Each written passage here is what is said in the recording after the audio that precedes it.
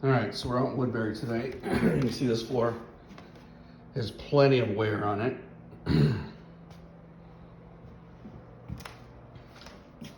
So we'll be sanding this down. I think we're gonna go back with fruit wood on this floor.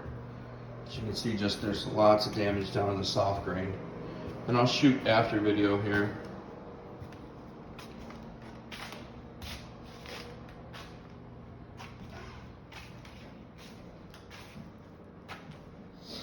We are not installing flush mount vents. They decided to stick with the drop-ins. So